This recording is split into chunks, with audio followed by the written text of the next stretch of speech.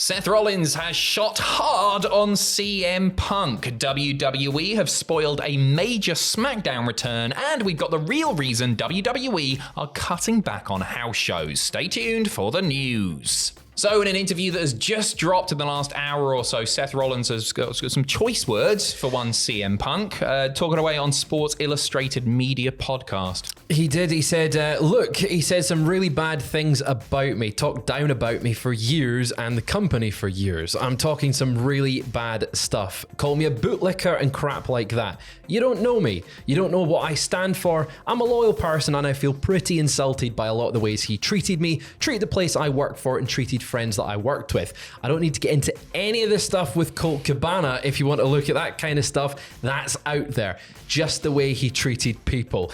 I'm surprised we've got a Colt Cabana The Colt Cabana thing, that's the bit that makes this really, really stand out to me. It's just like, oh, okay, so they're doing this sort of a work shoot sort of thing, in my opinion anyway. It's like it's a feud probably based in reality, based on real feelings, but they're going to be professionals. Was that cleared? That's the thing. It's like, if Punk has cleared that, that's a change in character. I don't know. I didn't expect to hear those words come out of his mouth. He continued saying, for a guy who, when I met him, made it seem like he was all about giving back to the business, he really turned into a pretty selfish guy and really wanted to take more from the industry. I think it's worth noting at this point that a lot has come out about CM Punk and AEW and how he was giving back. A lot of people behind the scenes were really praising Punk. He was always on hand to give feedback on matches, promos, that sort of stuff, and use his creativity to help further the careers of younger wrestlers. That was one of the big issues that he had with Hangman Page, was that Hangman Page didn't want his advice.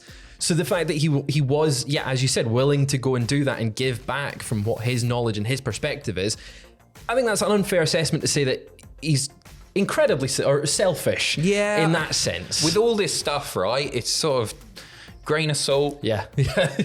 Because they are obviously working to a major feud. Big match, big money match is going to happen. And so some of this is real, but I get the idea that, some of this is rooted in reality. He also said he's open to mending fences, if that's even possible. I know that might sound crazy, but I'm open to it. I'm almost 38 and I ain't got time to hold all these grudges, which is lovely to hear. Yeah, it is. Yeah, I'm glad they're willing to put it aside to go for that match. But I think I'm really glad, though, they are leaning into this for the whatever angle that they're going for. I love it. Because it's really hard to got in wrestling now because we're so, I don't want to say we're smart because we're not smart, we're thickos, but we're so smart to the industry, lots of insiders, stuff gets out, and trying to work out what's real, if anything, is so fun, and it just makes this feud so enjoyable to watch. I'm glad they're doing this one first. It makes it really fresh, and it sort of like takes me back to watching it as a kid and being like, oh, this is real. There is something real here. It's good, and these opportunities don't come along too often. They've got a really great opportunity with 100%. This, and both of them, I think, are going to play it to perfection. He has backed up a few reports that were going around beforehand. He said that he first found out CM Punk was coming back when his music hit at Survivor Series. He said that he was annoyed that he wasn't given a heads up, but upon reflection, he understands why it was kept secret. Some reports said that's true. Some reports said that's not too true. Yeah, it was kind of mixed bag. Personally. No, I think he's probably been told right before he went out with his own music rather than CM Punk's music. Yeah, it would be strange not to let them know so that they can get the timing right, the cues right, to at least segue into Punk making his entrance. That's it. Like I've watched it back so many times now, and you see, I think it was Randy and Sammy. It was definitely Randy. They're looking up the ramp. They're waiting for something to happen. So I believe that every person in there absolutely knew about it. But it's the right thing to say to build to the feud. It's like, because it's real, right? Did he know?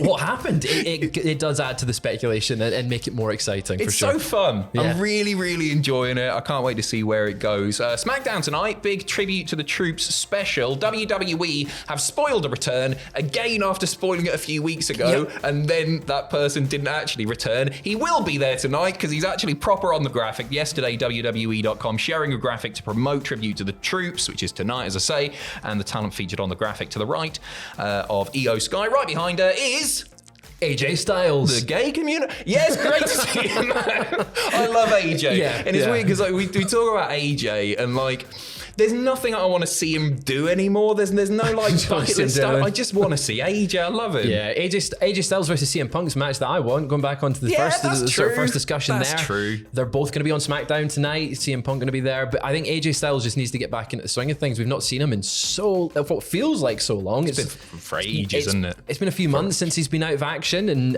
I mean, obviously, we're going to get with AJ Styles. We'll likely get the club back. Boo! The OC. I'm not fussed. Not fussed. You don't want to see AJ anymore. No, I want to see AJ away from those. What do you think idiots. What do you think he'll do? Because I think world title feud, maybe get in there with Randy Orton. I don't think the timing's necessarily right. I don't see him.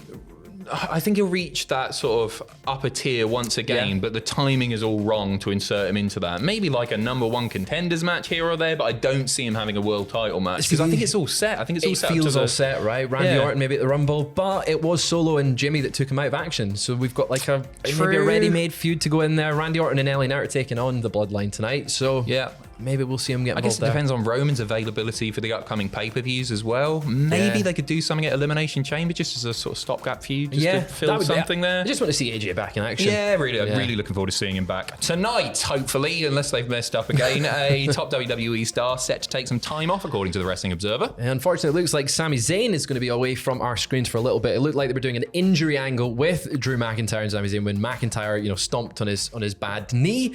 And it's been confirmed that Sami Zayn is taking some time off. He's been granted that by WWE. We've not had it confirmed how long he'll be off, and we don't when he will start his absence, right? Yeah, there's an upcoming show on the 28th in Quebec that would normally be built around him. That's not happening at the moment, so it looks like, I imagine with the injury angle, that he'll be gone from now, right? Yeah, maybe till the new year. Maybe new year, or if they hold him off, a Rumble return, because this year's Rumble is going to be very, very stacked with the roster that they have. They don't need many surprises. A returning Sami Zayn would be a nice one, little bit in there, and he gets a lot of time off. He's the bollocks, isn't he? I'll miss seeing him. I really will. Really enjoyed everything that he's done. And he's just proven that he can perform at absolutely any level. Like you can stick him in the tag division, you can stick him in a mid-card division, you can stick him in the world title picture, and he's legit. And he is. He's just. And he feels like a proper WWE guy at this point. It's something I never thought would happen. El Generico. Yeah, it was like coming up, even in NXT, I was just like, he'll do well in NXT, of course. Yeah. I think they've done him really well. I'm sure him and Kevin Owens are really glad they re-signed. Yeah, they got to main event at WrestleMania. Yeah, right. It's in Kevin's instance, twice. Kevin done it with Stone Cold Steve Austin. Not to talk about Kevin Owens. We'll miss you, Sammy. Yeah. We'll miss you. We are going to finish off with the real reason WWE are cutting back on house shows from the Wrestling Observer newsletter once again. Yeah, it's money. In layman's terms, some of the smaller market house shows, they're not as profitable or not really breaking even, making that money that they want to be to have them on the schedule. Though there is some positives of running them. You get the independent or the formerly independent talent. They get to feel, test things out. They bit more creative freedom. You can dick about, right? Yeah, pretty much. The few that I've been to, they've been a lot of fun just because I love a house they can show. do anything. Yeah, I genuinely, I think house shows are just so fun because you're seeing them off screen, being themselves a little bit more, interacting with the audience a little bit more, not necessarily having to not necessarily, so they're not having to work to the hard cam, do any all that. It's just a good laugh, isn't it? A lot of fun. When I went to one in London recently, and it was LA Knight versus Solo Sikoa, and LA Knight's on the mic during the match, just cutting a promo, getting the yeah chance while he's hitting some punches. It was great. It's a good laugh. It's so much fun. And I feel sorry for the smaller markets because they're the ones that are likely to lose out on this a little bit. Yeah, and it also does make it tougher on the wrestlers in terms of maybe if they're cutting back the amount of dates. We've heard so many wrestlers being like, the less you wrestle, the harder it is because of the impact on your body. Although it lasts, it builds up, you might lose the sort of the muscle memory of it. Bit of ring rust off not doing house shows. Yeah. You reckon? Well, I guess there's pros and cons, and I've definitely heard that said. But long term, this is probably a good thing for the wrestlers' bodies, at least. It also keeps WWE hot in terms of if they're not going to towns as much as possible, or as many as they are usually doing right now. When they do come to town, it's going to be a hotter ticket. If they come to town. That's the thing. I think the great thing about house shows is they're able to penetrate those smaller markets and people get really, really excited for them. It's a good way to shill merch, but if it's not profitable, it's not profitable. Overall, I think there are pros and cons. Overall, for the wrestlers, I think it's probably I'd rather they keep them. I would rather they keep them. Oh, the house shows. Yeah, I would rather. You're not a wrestler like me. I know. No, how it works. yeah, you're taking some bumps in your time. There you go. Thank you very much for watching. Fraser and Sam will be back tomorrow morning with your Saturday news. Have a good weekend. Take care of yourselves. See you in a bit.